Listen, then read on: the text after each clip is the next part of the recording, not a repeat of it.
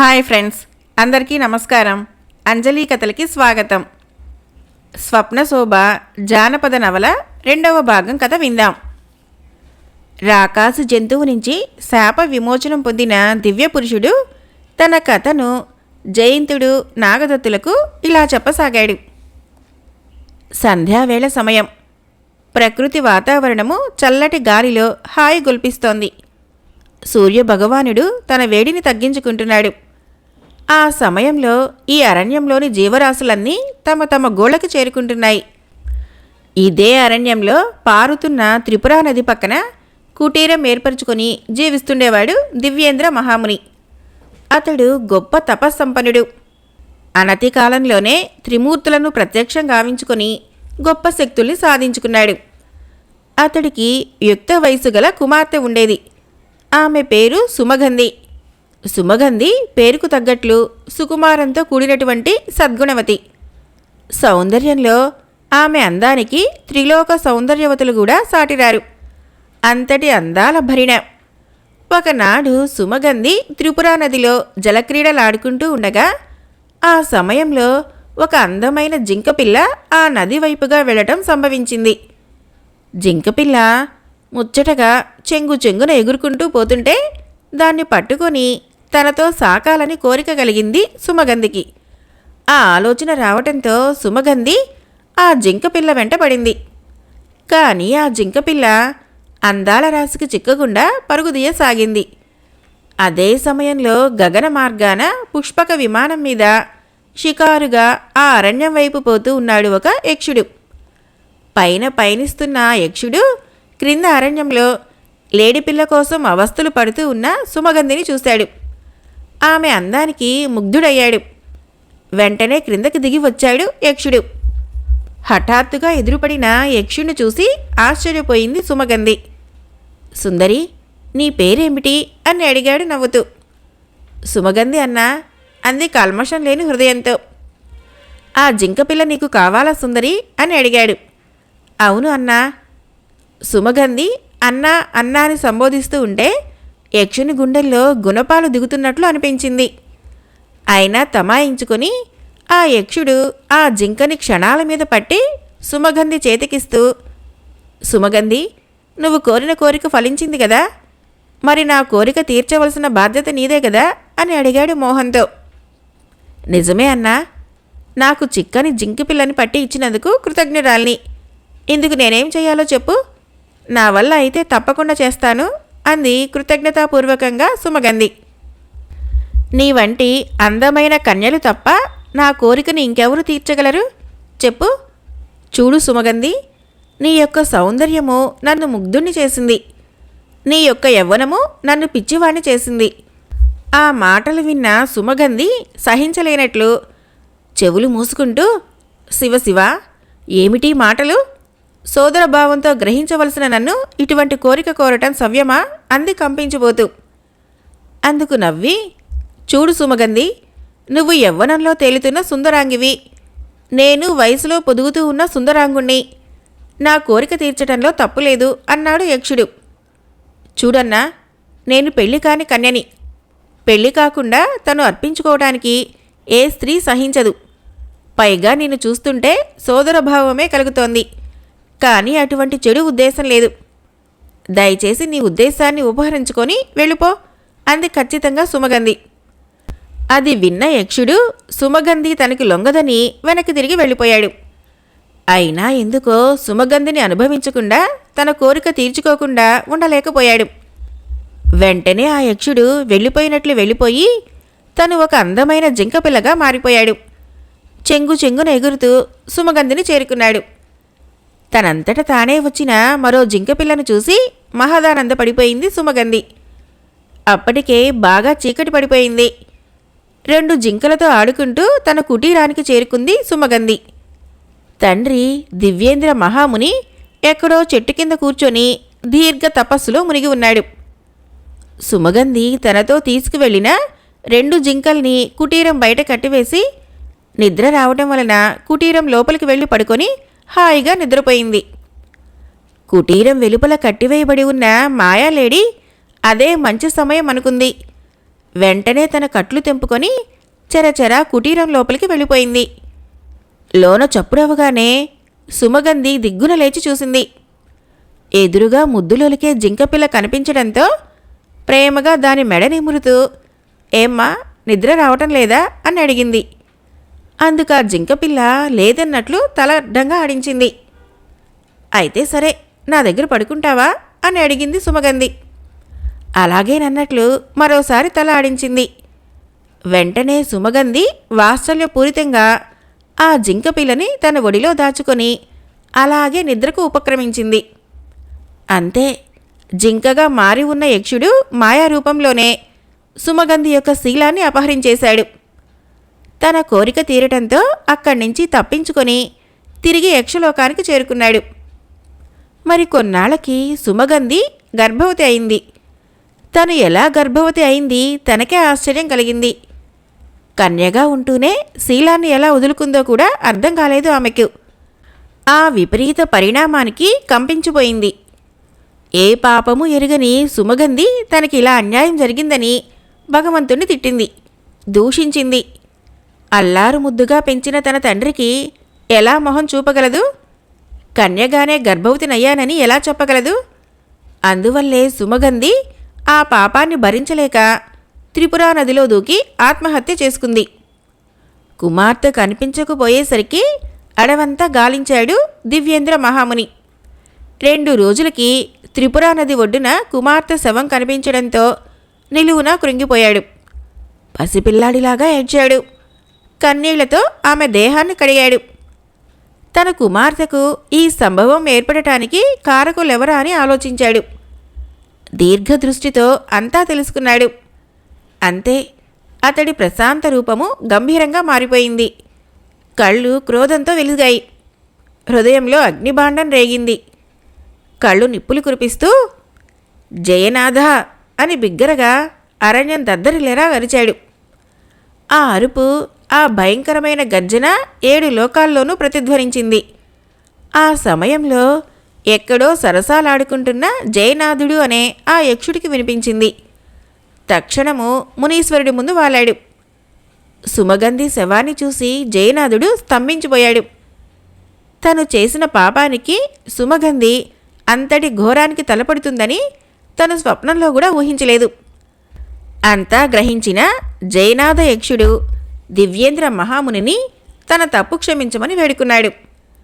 అందుకు ఆ ముని హృదయం శాంతించలేదు. కమండలంలోని నీరు ఆ యక్షుని మీద చల్లుతూ, ఓరి నీచుడా, నీ కామానికి నా ఒక్కగానొక్క కుమార్తెను బలి చేసినందుకు కఠిన శిక్ష అనుభవించు. నేటి నుంచి జంతువుగా కాక, మనిషివి కాక, దేవతవి కాక, వింత జంతువులాగా మారి ఈ అరణ్యంలోనే పిచ్చుకుక్కలాగా తిరుగుదువుగాక అని ఘోర శాపం ఇచ్చాడు.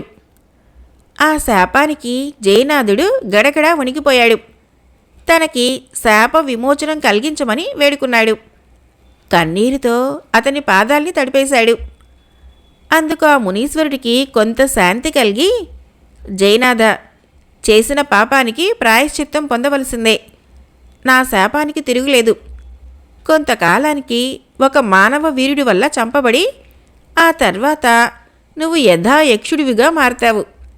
అంతవరకు ఈ కఠిన శిక్ష అనుభవించవలసిందే అని మునీశ్వరుడు శాప విమోచన మార్గం తెలిపాడు.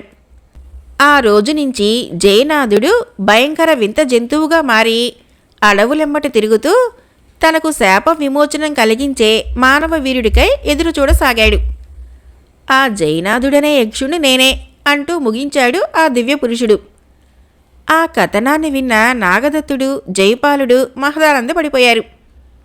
మహావీర, నీ పేరేమిటి అని అడిగాడు జయనాథ యక్షుడు. నా పేరు నాగదత్తుడు. ఈ చోళరాజ్యం యువరాజుని.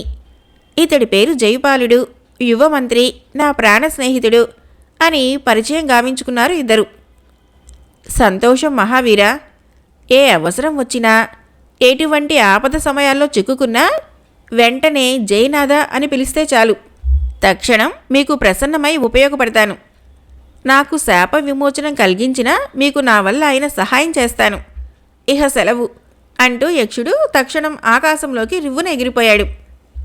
ఆ వింత సంఘటనని తలుచుకుంటూ నాగదత్తుడు, జైపాలుడు ఆ అరణ్యం నుంచి రాచకోటకు అశ్వారూఢులై బయలుదేరారు. అప్పటికే చీకటి పడిపోయి అరణ్యాన్ని వెన్నెలరాజు ఏలసాగాడు. అర్ధరాత్రిలో రాజకోటకు విచ్చేసిన నాగదత్తుణ్ణి, జైపాలుణ్ణి చూసి రాజదంపతులు ఆనందపడిపోయారు. ఆ వింత జంతువుని సంహరించి వచ్చిన ఆ వీరకుమారుల్ని అభినందించారు. ఆ వింత జంతువు యొక్క వింత గాథని విన్నవారంతా ఆశ్చర్యపోయారు. జైపాలుడు, నాగదత్తుడు విశ్రాంతి గదులకు వెళ్ళిపోయారు. నాగదత్తుడు హంసతూలికా తల్పం మీద హాయిగా నిద్రాదేవి ఒడిలో ఒదిగిపోయాడు. ఆకాశంలో చంద్రుడు తన దివ్యకాంతిని భూప్రపంచానికి ఆనందంగా ప్రసరింపజేస్తున్నాడు. మిడుగురు జీవుల్లాంటి నక్షత్రాలు ఆకాశాన్ని మరింత శోభాయమానం చేస్తున్నాయి. మంచు పొగల్లాంటి మేఘాలు అటూ ఇటూ వెన్నెలరాజుకి కాపలాదారులా విహరిస్తున్నాయి. ఇంతలో ఆ గుండ్రటి చంద్రబింబం నుంచి ఒక అందమైన కన్య ముందుకు వచ్చింది. మల్లెపువ్వు లాంటి తెల్లటి పూతరేకుల దుస్తుల్లో చూడటానికి ఆ కన్య దేవతా స్త్రీలాగా వెలిగిపోతోంది. ఆ దివ్యకన్య ఆకాశంలో ఎగురుతూ ముందుకు సాగుతోంది.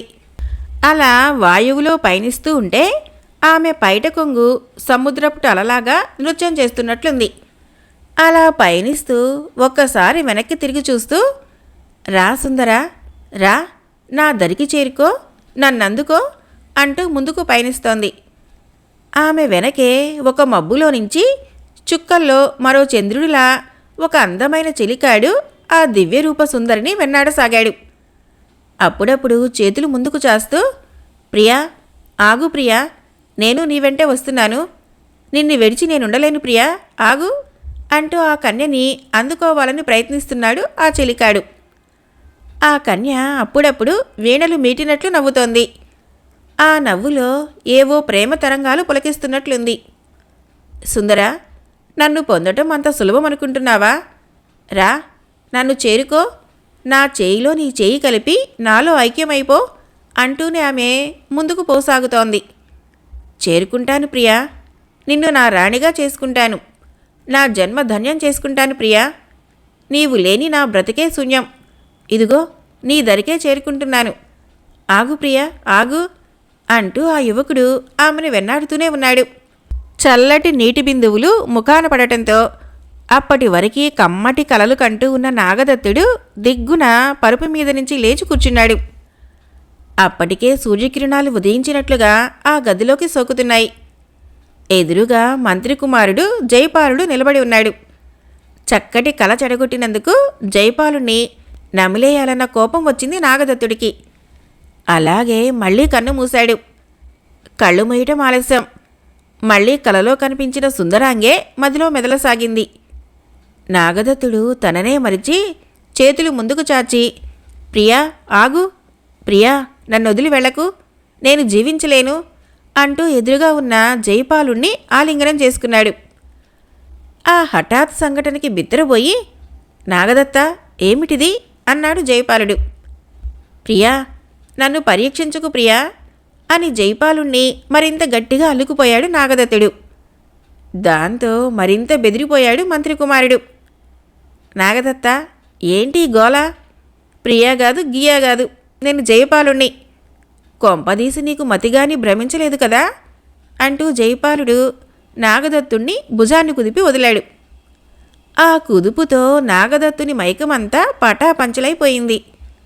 ఎదురుగా కనిపిస్తున్న జైపాలుణ్ణి చూస్తూ, జయ, ఎప్పుడొచ్చావు? చాలాసేపయిందా అని అడిగాడు నవ్వుతూ. అయింది, అయ్యగారు ప్రియురాలు వెంటబడుతున్నప్పటి నుంచి వేచి ఉన్నాను అన్నాడు చలోక్తిగా జైపాలుడు.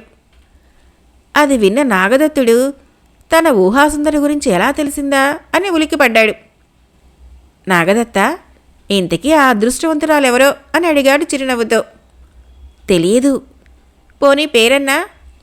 తెలియదు జయ, కలల సుందరి, నా మనసునే దోచుకున్న ఆ అపురూపవతి అని మాత్రం చెప్పగలను అన్నాడు తన్మయత్వంతో తేలియాడుతూ నాగదత్తుడు. అది విన్న జైపాలుడు పకపక నవ్వసాగాడు. నాగదత్తుడు అదేం గమనించినట్లు చకచక కుంచె చేతబట్టి, తనకి స్వప్నంలో కావించిన దివ్య సుందరి రూపాన్ని బొమ్మలాగా గీశాడు. అతడు వేసిన ఆ సుందరాంగి చిత్రంలో అచ్చుగుద్దినట్లు జీవకళ గోచరించింది. ఆ చిత్రపటాన్ని జైపాలుడికి చూపుతూ, ఈ సుందరాంగే నన్ను స్వప్నంలో దోచుకున్న యువతి అన్నాడు నాగదత్తుడు. ఆ చిత్రపటాన్ని తిలకించిన జైపాలుడికి మూర్ఛ వచ్చినంత పనైంది. తమాయించుకుంటూ, నాగదత్త, ఇంతటి దివ్యసుందరి ఏ దేశపు రాకుమారి అన్నడిగాడు ఆశ్చర్యపోతూ. తెలీదు, కలలో కవ్వించిన కామరూపిణి. బాగుంది నాగదత్త, కలలన్నీ నిజమైతాయనుకున్నావా అని అడిగాడు. లేదు జైపాల, ఈ నా ఊహాసుందర్ని చూడకుండా ఉండలేను. నేనెలాగైనా ఈ ప్రియురాల్ని చూడాలి, ఆమెను వివాహమాడాలి. అప్పుడే నేను జీవించి ఉండగలను. ఇంకా ఏమేమో ప్రేమ మైకంలో మాట్లాడుకుపోతున్నాడు నాగదత్తుడు. చూడు నాగదత్త, నీది తీరని కోరిక. ఆమె ఎక్కడుందో తెలియదంటున్నావు, పైగా కలల సుందరి అని అంటున్నావు. అటువంటి రూపం జన్మించి ఉందో లేదో అనవసరంగా మనసు పాడు చేసుకోక అలా నగర సంచారం చేసి వద్దాం పదా అన్నాడు జైపాలుడు. అది విన్న నాగదత్తుడు మౌనంగా ఏదో దీర్ఘంగా ఆలోచించాడు. చేతిలో ఉన్న చిత్రపటాన్ని ఒక్కసారి తన హృదయానికి అత్తుకొని దాన్ని మంత్రి కుమారుడి చేతికిస్తూ, పద వెళదాం నగర సంచారానికి అన్నాడు. ఈ చిత్రపటం నాకెందుకు అన్నాడు. తర్వాత చెప్తాను, తీసుకొని పద అన్నాడు. ఏంటి నీ పిచ్చి అని ఆ చిత్రపటాన్ని అందుకున్నాడు జైపాలుడు. మరికొంతసేపటికి దుస్తులు మార్చుకొని రాజదంపతులతో నగర సంచారానికని ఇద్దరూ రాజకోట దాటి నగరంలోకి చొరబడ్డారు అశ్వారూఢులై. జైపాల, అశ్వాన్ని మెల్లగా పోనిస్తూ పిలిచాడు నాగదత్తుడు. పక్కనే పయనిస్తున్న జైపాలుడు, ఏమిటి నాగదత్త అని అడిగాడు. ఈ స్నేహితుడి కోసం ఒక్క సహాయం చేయగలవా? అది విన్న జైపాలుడు విస్మయంగా చూస్తూ, నాగదత్త, ఎంత మాట అన్నావు? అంతకన్నా నా ప్రాణం అడిగినా బాధపడను. చూడు నాగదత్త, నీకోసం, నీ ఆనందం కోసం నేను ప్రాణాలు ఇయటానికైనా సిద్ధమే. ఏంటో చెప్పు అని అడిగాడు ప్రేమగా జైపాలుడు. జయా, నీకు నా మీదున్న అభిమానానికి నా జోహార్లు. నేను చెప్పేది జాగ్రత్తగా విను. నీ దగ్గర నేనిచ్చిన చిత్రపటం ఉన్నది కదా అని అడిగాడు. ఉన్నది. అది నీ దగ్గరే ఉంచుకొని పడమటి దిక్కుగా పయనించు. కంటబడిన రాజ్యాలన్నీ తిరుగు. ఆ చిత్రపటంలో నేను చిత్రించిన స్వప్నశోభ ఎక్కడున్నా సరే ఆ సుందరాంగిని వెంటనే ఇక్కడికి తీసుకురా. నాగదత్త, స్వప్నసుందరిని వెతకమంటున్నావు, నాకు మాత్రం నమ్మకం లేదు అన్నాడు జైపాలుడు. నాకు నమ్మకం ఉంది జయా. నా కోసము ఆ స్వప్నసుందరి ఎక్కడో జన్మించి ఉందని నా మనసు క్షోభ పెడుతోంది. ఆమె లేనిదే నాకు జీవితమే శూన్యం అనిపిస్తోంది జయా అన్నాడు నాగదత్తుడు. అలాగే నాగదత్త, నీ కోరిక ఫలించాలని ఆ ముక్కోటి దేవతల్ని ప్రార్థిస్తున్నాను. ఇప్పుడే బయలుదేరుతున్నాను. కృతజ్ఞుని జయా. నేను తూర్పు దిక్కుగా నా స్వప్న శోభను వెతుక్కుంటూ పోతాను. వచ్చే పౌర్ణమి నాటికి జయం కలిగినా అపజయం కలిగినా మనం తిరిగి త్రిపురా నది వద్ద కలుసుకుందాం జయా అన్నాడు అశ్వాన్ని ఆదలిస్తూ నాగదత్తుడు. అలాగే కానీ నాగదత్త, మన కార్యం జయప్రదం కావాలని ఆశిస్తూ బయలుదేరుతున్నాను అంటూ పడమటి దిక్కుగా అశ్వాన్ని దూకించాడు. రెండు అశ్వాలు బిగ్గరగా సెకిలిస్తూ రెండు వైపులకు ముందుకు దూకాయి. విజయపురి యువరాణి శోభనాదేవి చింతగా ఏదో పోగొట్టుకున్న దానిలా తల్పం మీద కూర్చొని ఉంది. ఇంతలో యువరాణి అంటూ లోపలికి అడుగుపెట్టింది చిలికత్తె మొగలి. అందుకు సమాధానమివ్వక మౌనంగా తల వంచుకొని కూర్చుంది శోభనాదేవి. చూడు యువరాణి, ఎవరో స్వప్నంలో కనిపించిన అందగాడిని గురించి ఇంత బెంగ పెట్టుకుంటావని నేను అనుకోలేదు సుమా. నా మాట విను. ఇది వయసుకు వచ్చిన ప్రతి కన్యకు ఏర్పడే సంభవాలే. మహారాజు గారు చెప్పినట్లు కళింగపురి యువరాజుని పెళ్లి చేసుకో. ఇటువంటి స్వప్నాలు మాయమైతాయి. నీకు దిగులు ఉండదు. పైగా కళింగపురి యువరాజు నువ్వంటే ప్రాణం విడుస్తానికి కూడా సిద్ధంగా ఉన్నాడు. కథలా చెప్తూనే శోభనాదేవి భుజం పైన చేయి వేస్తూ కూర్చుంది మొగలి. నువ్వెన్నైనా చెప్పు, ఆ స్వప్న సుందరుడు లేనిదే నేను బ్రతకలేను. తప్పకుండా నా కోసం వస్తాడు, నన్ను వరిస్తాడు. ఇది నమ్మదగ్గ విషయమేనా అంది విస్తుగా. నాకు నమ్మకముందు మొగలి. ఈ జన్మలో నాకు వివాహం అంటూ ఉంటే ఆ స్వప్న సుందరుడితోనే, లేకుంటే కన్యగానే మిగిలిపోతాను అంది దృఢ నిశ్చయంగా. శోభనాదేవి దేవకన్యలనే మించిన అందాల రాశి. భూలోకంలో అంతటి అందగత్తెలు ఉండరు. చుట్టుపక్కల రాజ్యాల్లో అంతటి దివ్య స్వరూపిణులు లేరు. ఒక్క మాటలో చెప్పాలంటే జగదేక సుందరి శోభనాదేవి. ఆమెను మనువాట్టానికి పలు దేశాల రాకుమారులు నేనని ముందుకు వచ్చారు. కానీ విజయపురి యువరాణి శోభనాదేవి ఎవరినీ వరించకుండా ఉండిపోయింది. అందుకు కారణము తన మదిలో అనుక్షణము మెలిగే స్వప్నసుందరుడే కారణం. తన కోసం ఏనాటికైనా ఆ అందగాడి వెతుక్కుంటూ వస్తాడన్న నమ్మకంతోటే జీవిస్తోంది. అనుక్షణము అతని రాకకై 1000 కళ్ళతో ఎదురు చూడసాగింది. ఇది సాధ్యమా? స్వప్నసుందరుడు సత్యవంతుడిగా మారటం సహజమా? శోభనాదేవి కోరిక నెరవేరుతుందా? స్వప్న శోభ జానపద నవల 2వ భాగం సమాప్తం. మిగతా కథ రేపటి భాగంలో విందాం. ఫ్రెండ్స్, నా కథలు నచ్చినట్లయితే మన ఛానల్ని తప్పకుండా సబ్స్క్రైబ్ చేయండి, లైక్ చేయండి, షేర్ చేయండి, కామెంట్ చేయండి. Thank you.